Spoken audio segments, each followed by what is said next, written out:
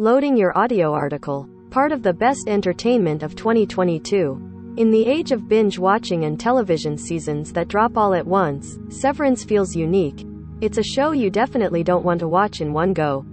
Despite the veneer of a banal workplace drama, Severance is an incredibly tense sci-fi horror series where that tension only builds over the course of the show's 9 episodes. Each new chapter is a chance to see something more messed up and discover the dark depths the capitalist machine is willing to sink to. You're going to want some space in between to let it all soak in, and maybe catch your breath a little. This article contains spoilers for the first season of Severance. Severance starts out fairly slowly. The show centers on a relatively new procedure called, naturally, severance, which splits a worker's brain in two. This allows people to essentially skip work for 8 hours a day and focus on their outside life. The work self, meanwhile, the two are colloquially referred to as innas and outies, is stuck in a life that is nothing but work.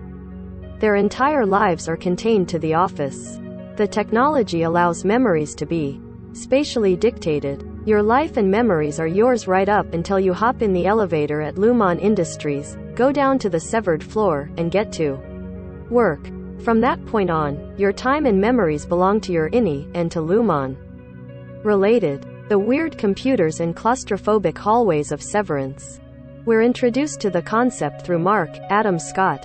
On the outside, Mark is grieving the loss of his wife, and he signed up to be severed in hopes of avoiding those feelings for at least part of the day. On the inside, he's the chipper department head of the macrodata refinement division at Lumon, where he and 3 other employees, Dylan, Zach Cherry, Helly, Britt Lower, and Irving, John Turturro, spend all day long doing something. It's never actually clear what their job is, though they're reassured the work is mysterious and important. It mostly involves finding scary numbers on a bewildering grid. Initially, it's easy to see the appeal of severing. Work sucks. Who wouldn't want to cut that drudgery out of their lives and focus on the good parts? But it quickly becomes clear just how untenable the solution is. For the innas, it's an actual nightmare. Their lives exist only within the dreary walls of Lumon's basement. When they leave work, their next memory is of arriving the next day. They feel the effects of sleep, but they never experience it themselves. Things get so bleak that collecting office trinkets like Lumon-branded finger traps becomes an actual incentive. At one point, a contraband book of New Age philosophical gibberish makes its way into the department, and the refiners treat it like the most important piece of literature ever written. After all, when the only thing you've ever read is an employee handbook, anything would be good by comparison. The sense of discomfort, and, eventually, outright terror, grows as the show progresses, and you learn more about Lumon and what life is like in the basement. The company itself is a bit like if Amazon was run by Scientologists, only a lot more evil.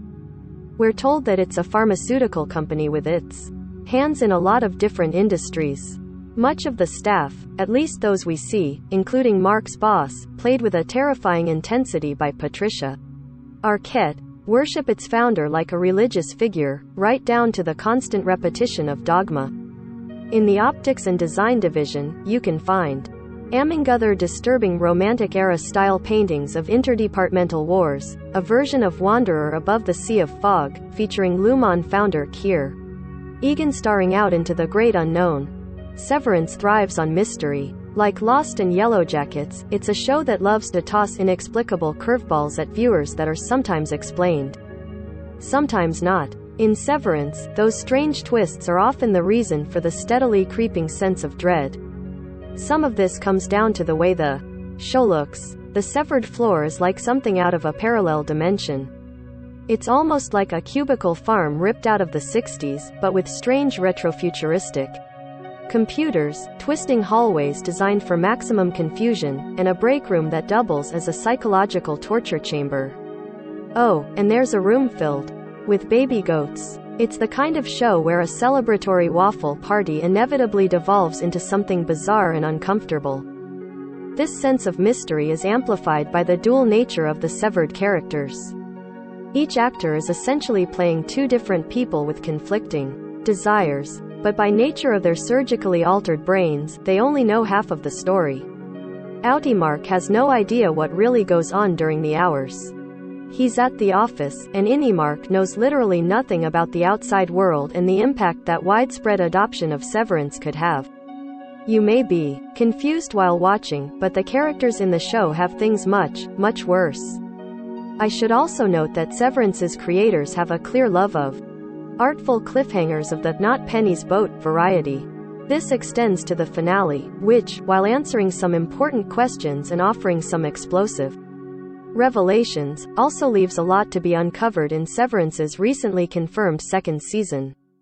You may shout at your screen when the credits kick in. Put it all together, and you have a show that paints the darkest possible portrait of how mega corporations think about and treat their employees. We've all seen stories of what tech giants try to get away with in the real world. Severance posits a future where they can do literally anything in secret because employees have knowingly signed up to be lab rats. If things go Lumon's way, no one will ever know about the goats or the break room. That tension and terror are worth it, though. The first season of Severance is stressful, but it's also a lot more fun than a Lumon-allocated music dance experience. The first season of Severance is streaming now on Apple TV+. The best entertainment of 2022.